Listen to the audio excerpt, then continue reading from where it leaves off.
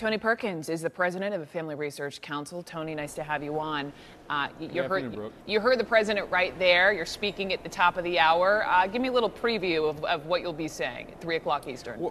Well, I'm actually joining a large group of pastors from various ethnic and denominational backgrounds who have come to Washington, who are saying that, look, the president has gone one bridge too far.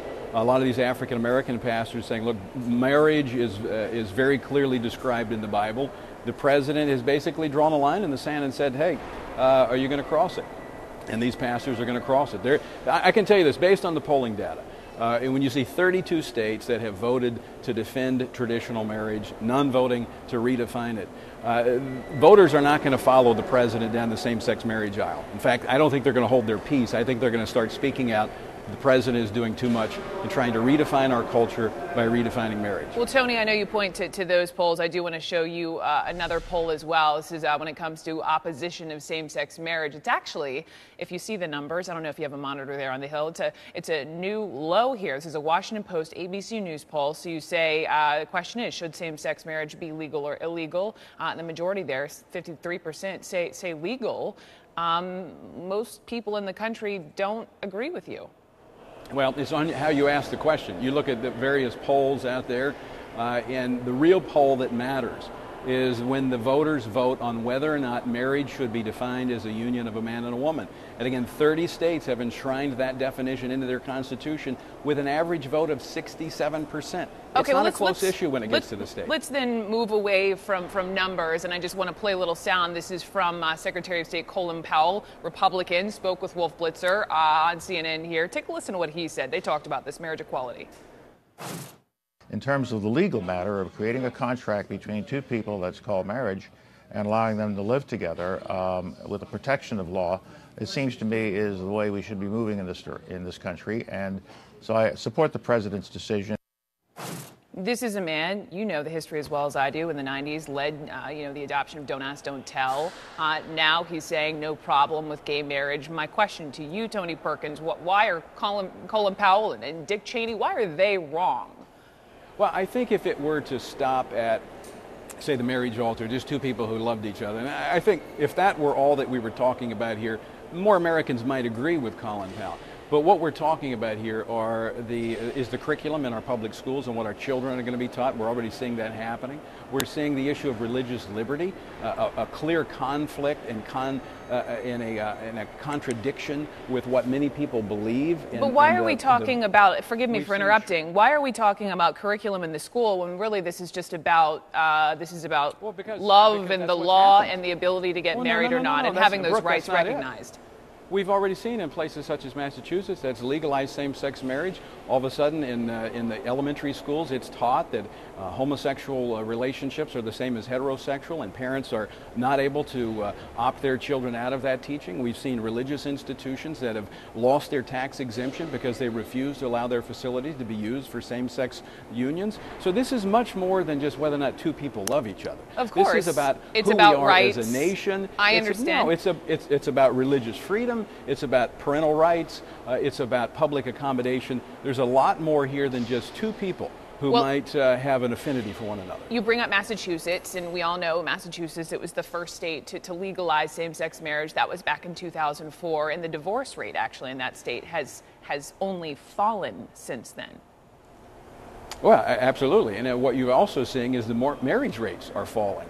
Because as we, in our public policy, devalue marriage, which we began really in 1969 with no-fault divorce, we've devalued the institution. And of course, we have 40 years now of social science research that says this public policy change was a disaster. This could very well be the death knell of marriage. And of course, the real losers here are children. We've found that children who grow up with a mom and a dad are much better economically, they're better emotionally, they're better in their educational pursuits. So why would we adopt policy that would move us away from the gold standard?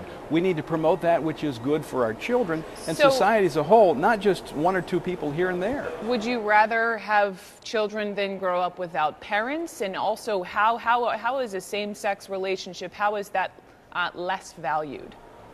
Well, Brooke, I mean, that's a good question. It's not just the issue of two caregivers. If it were just two caregivers, three would be even better.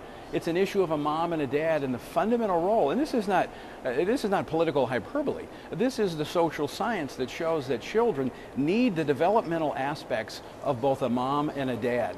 And now, while we don't get to that in every situation, we should strive for that, and our policy should undergird that and promote it. This moves us away from that. And so that's why you see pastors from different ethnic backgrounds, denominational backgrounds saying, we're not going to be silent on this issue. Not all, but some, and everyone has the right to opine. But my question is, I guess more on a personal level to you, have you ever been to the home of a married same-sex couple, Tony? I have not been to the home of a same-sex married couple, no. If you were ever to do so, and you're sitting across from them over dinner, how would you convince them that their life together, either to men, to women, hurts straight couples? What do you tell them? Well, first, Brooke, we don't make public policy based on what's good for me and my family or you and your family. I'm just asking on a personal level. I'm just at personal level. We're engaged here in a discussion about public policy and what's best for the nation, not anecdotes or what one couple likes or. But this issue is personal. It is personal as well. But that's not how we make public policy. Certainly, there are some same-sex couples that are probably great parents. But that's not what the overwhelming amount of social science shows us. And we've got some great single moms that are doing a great job, and we applaud them and encourage them. But we still know the best environment for a child is with a mom and a dad. But and shouldn't public policy, in part, be dictated by evolving cultures, evolving demographics? Reflecting that. But we're not evolving to a better standard when we look at children growing up without those critical role models. And again, we've got 40 years of public policy, or the research that's come from the public policy that shows that we've not been moving in a better direction by moving away from that standard of marriage being at the center of the family, of a mom and a dad. We've actually incurred tremendous cost as a society, both emotionally and financially. I know you don't want to answer the personal questions, but I'm going to try again, Tony. I'm going to try again, and this is really just it for me today. Why you've never been to a home of a same-sex couple? Why do homosexuals bother you so much? I mean, would it be fair to characterize? They don't bother me. They don't bother you. No. Not at all. I'm not going to be silent while they try to redefine marriage in this country, change policy, what my children are taught in schools, and what religious organizations can do. I'm not going to be silent, nor are millions of other Christians across this country. It doesn't mean that we have a dislike. But if they don't bother you, then why shouldn't they have the same right to get married? They don't have a right to redefine marriage for the rest of us. They don't have a right to take away my religious freedom. They don't have a right to step between me and what my child is taught. That's what's happening. That's why people are getting involved. And that's why this issue will not be resolved, whether the president says it should be or not. There are many, many Americans, as we've seen in every time this has gone to the ballot box, Americans understand. The definition of a marriage is what it's been for 5,000 years. It's the union of a man and a woman. Tony Perkins, president of Family Research Council. We'll look for you at the top of the hour there on Capitol Hill with this group, preaching what you just explained to us. Tony, thanks.